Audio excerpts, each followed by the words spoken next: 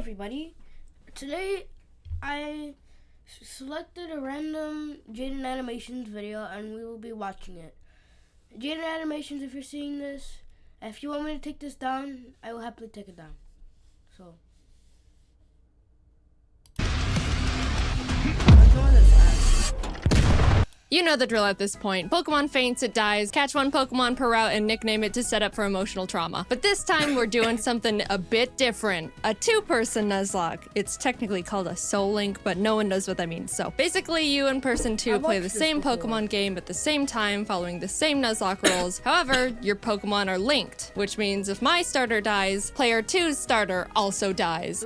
And they can't do anything about it. Plus, we can only have one primary typing for both of our teams combined. So if I catch a water type and add it to my team, person 2 can't have a water type at all on theirs. And cherry on top, all Pokemon are randomized. I can walk into the grass at any point and accidentally find God. And maybe he'll just kill all my animals right then and there. So with all these new rules in place, I needed to find a player 2. One who's a real Pokemon master, able to adapt, improvise, and strategize all at the drop of a hat. And who else other than Pokemon Master himself? Jacob Alpharad, who at this point in time has a 50-50 Nuzlocke win ratio. Here's our Pokemon Heart Gold, Soul Silver, Soul Link Nuzlocke. We both go downstairs, barely greet our mom, and immediately beeline it to Professor Elm's lab to see what Pokemon he's got for us, because we don't know. They're random. In case you forgot what I just said. We stroll up to him and he pats Jacob on the head and goes, "Here, choose from these 3. I picked them specially for you. Torterra, Tentacruel, or Ludicolo." Alright, what do I get? Why not Mankey Ariatus? Awesome. Jacob takes Torterra and I take Mankey, and we named them Franklin. On our way to talk to Mr. Pokemon, Jacob runs into a Regirock in a random patch of grass, which just flat out explodes on him. No one died, luckily, but also, oh my god. We get an egg, and immediately Professor Elm calls and tells us he's been robbed and bullied. You really couldn't handle being alone for 10 minutes, could you? Wow. On our way back to help a grown adult, we stumble onto a shady figure who scoffs, challenges us to a battle with Pokemon he stole from Elm, which we immediately win, scoffs again, then drops his wallet, passport, credit card, driver's license, social security, Target gift card on the ground in front of us for the world to see. Dude, get your craps together. You can't be doing that when you're a wanted fugitive. Back in the lab, Elm is crying on the floor as the police and our neighbor are trying to comfort him, and the police asks us if we saw anyone suspicious. Yes, we saw his info. Now here we get to name our rival. Jacob and I try to think of someone that we both shared some sort of rivalry with. When we remembered a certain professional Pokemon Nuzlocker has been consistently reacting and critiquing our Nuzlocks so far, some of his comments were more critical than others and directed at one of us more than the other. Mr. Policeman, his name is Jan. Hi, Jan. Let's see if you can destroy us from the inside out. Anyway, our neighbor takes us out to some grass to show us how to catch a Pokemon, runs into Articuno, catches it in a Pokeball in the green, and turns to us and goes, "See? Just like that." They give us some Pokeballs and we can finally start our journey. We both run around in the grass and our first encounters are Barboach and Houndoom. This would have been awesome for Jacob if he could catch the dang thing. Since we only had Pokeballs, Houndoom was not getting in the ball no matter what, and we ended up not getting that pair. But you know, it's alright. There's plenty more encounters like Hoppip Farfetch that Jacob accidentally kills, or Geodude Gyarados that Jacob accidentally kills, or Tyro Charizard that Jacob accidentally kills. Hey, why do I get this? And Jacob gets all this. And why do you keep killing him, Jacob? But finally, in the Ruins of Elf, we managed to catch a new pair. Sandslash, not bad at all. We tried to name them Michael, but both misspell it, so welcome to the team, Michels. Then on Route 32, we catch Totodile Beedrill, which is also pretty good, mainly for just me. We started combining the 2 Pokemon to create their names, so we ended up somehow with Bedrodo. We ran into a trainer who had a frickin' Palkia on his team. Fun fact, did you know if you Google Palkia type weakness, Google will tell you that he's weak to Fairy and Salamence? No other dragons, just Salamence. So Jacob and I started joking around every time we saw a Palkia. Oh no, if only I had a Salamence. Uh-oh. The mic fell.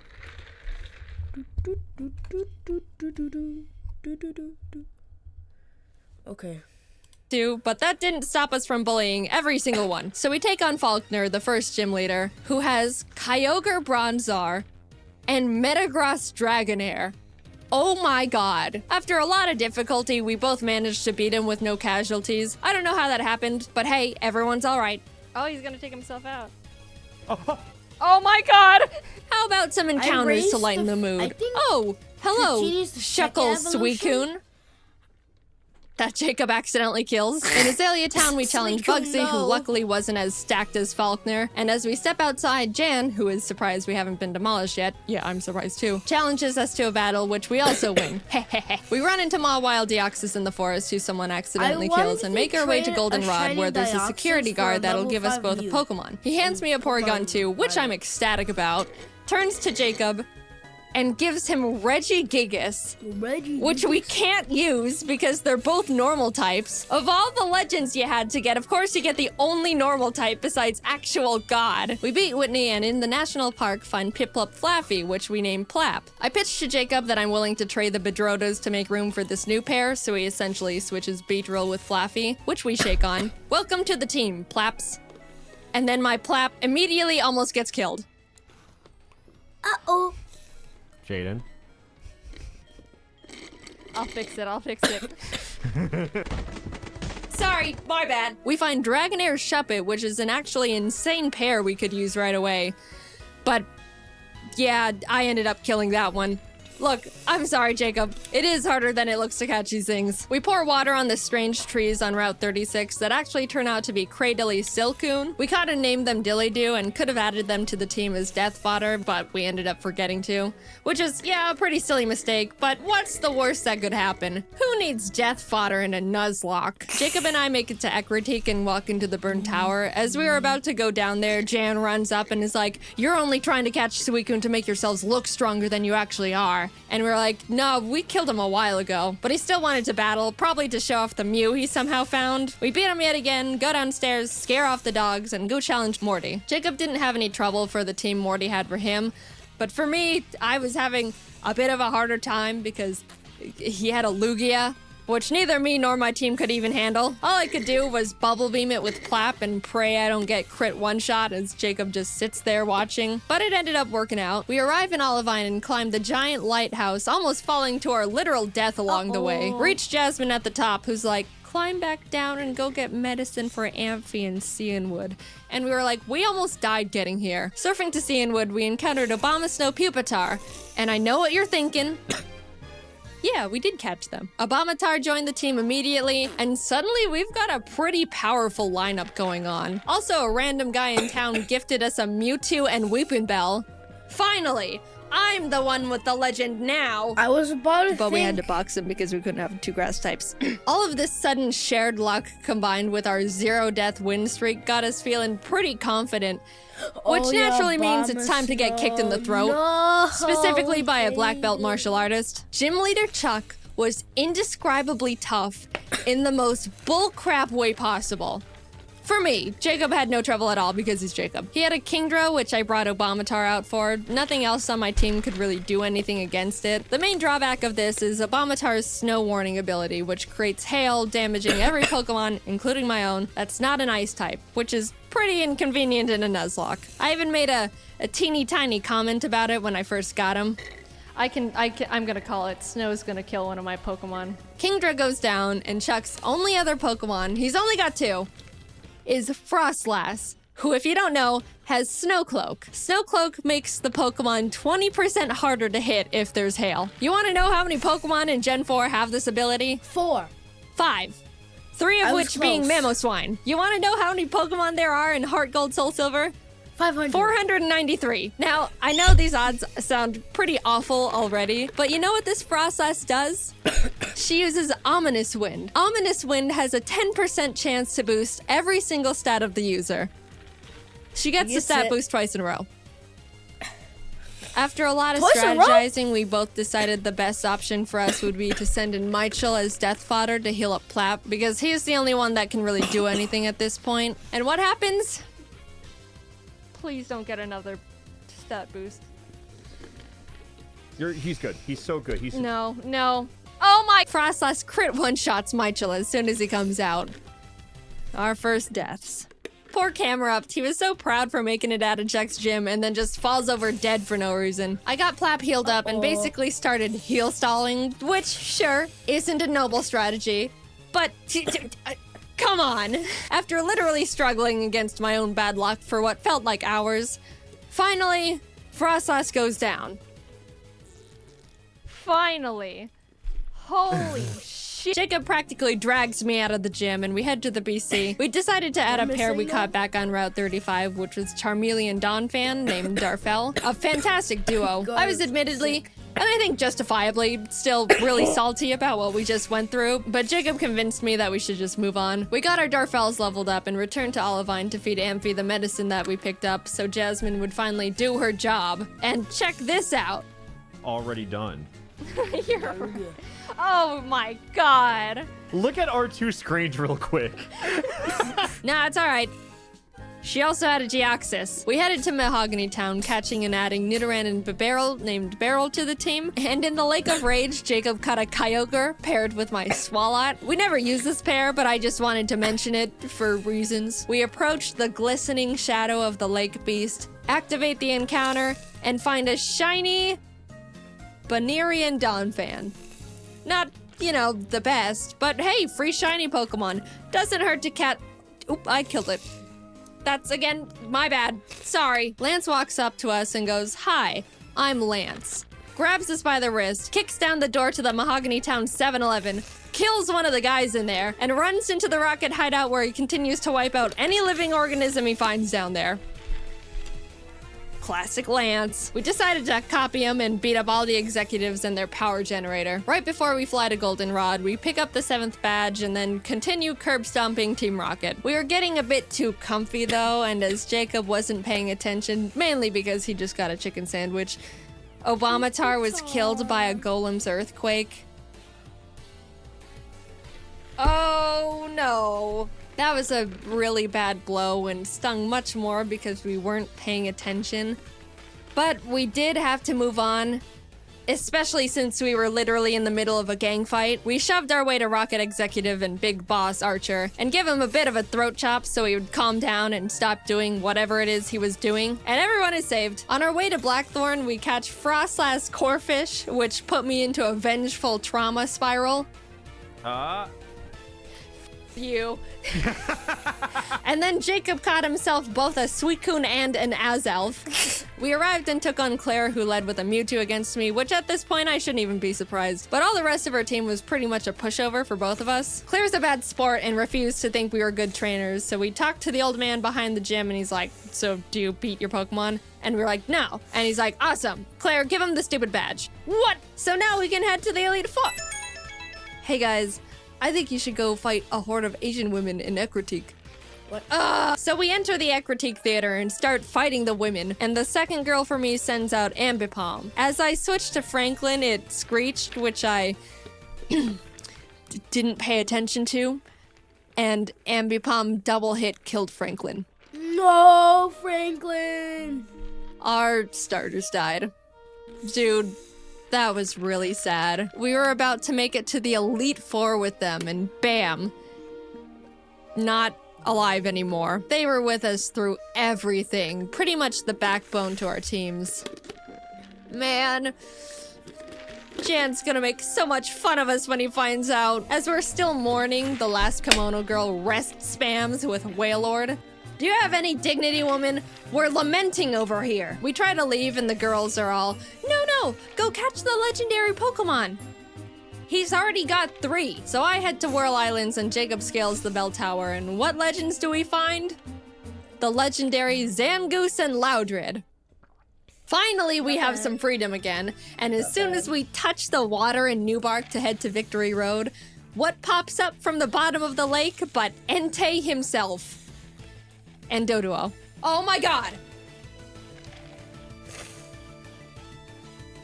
Hello, Dode. That's going in the box because fire types. We catch Cascoon Regirock in Victory Road, and heading towards the exit, Jan sprints up from behind us, and I iconically say, "This is your last chance to kill one of our Pokemon, Jan." And what happens? Oh my god. No. What happened? Oh. That's not Womp great. womp. Oh, he killed one of our Pokemon. Yeah, that sucks. That really sucks. Darfell was an incredible pair we've had since the 5th gym, and we really grew to lean on. We lost quite literally half our team right before the Elite Four. We beat Jan for the last time, enter the Indigo Plateau, and immediately bolt to the PC to see what kind of damage control we can do. After a very long time of trying to stitch together the best teams possible, we ended up with this. Ampharos Empoleon, Bibarel Nidoqueen, Beautifly Cradily, Dodrio Entei, and Victory Bell Mewtwo. I know. Wow, Jaden, super balanced. You've got Mewtwo and Entei and Jacob has a Beautifly. Look, this is the best we could do, I promise. Tell him, Jacob, tell him. Anyway, big deep breath. Here we go into the unknown depths of the Elite Four. Will, Coda, and Bruno were all no problem at all. We breezed right past them. Everything was going great. This is fine. Done. Yeah, he's. Oh my god. It's fine. Oh my god. On the other hand, Karen was not as nice. No, I just mean, what if he does any charge move? Oh. Okay, he just did cross chop. He's dead. It's fine. I was safe to fly him. I'm just paranoid. Oh my god. Oh Yeah. my god. Oh my god. Oh no.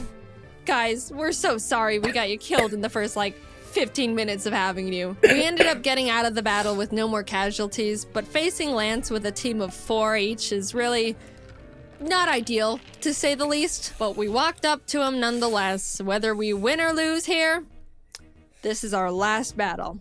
He leads with Fiona and Ledian, which we were both like, ha ha ha, Lance, is this all you've got?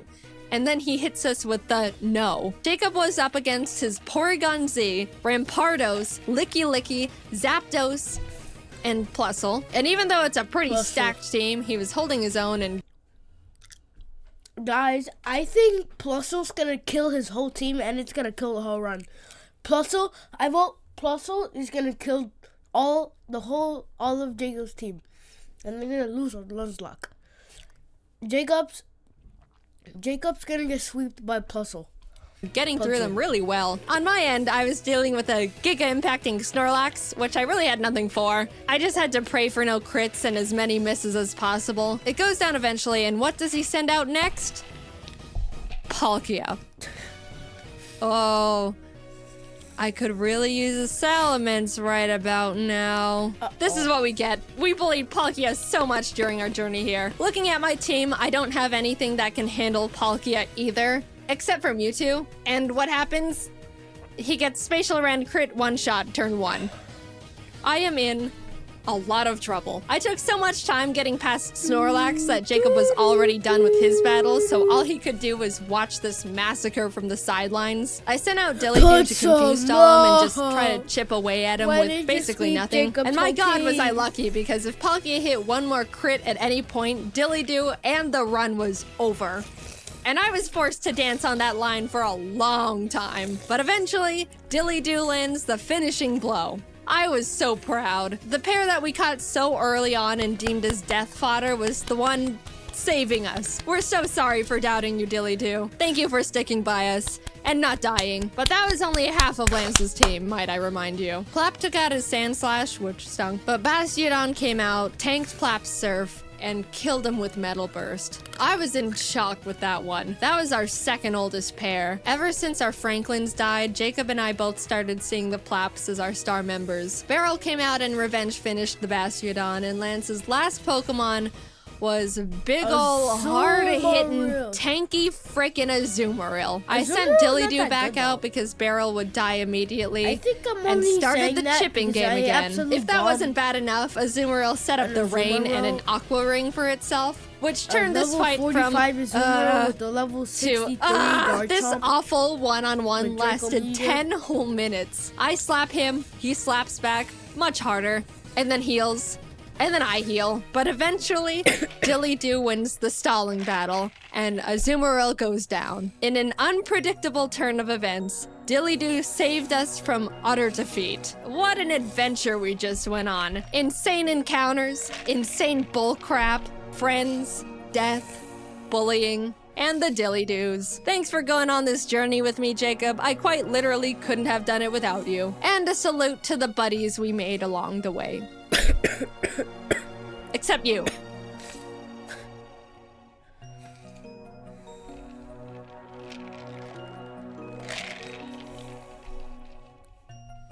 You know what that deserves? I gotta put on the bell though. Oh. Okay, guys. Bye. Bye, everybody. Subscribe, please.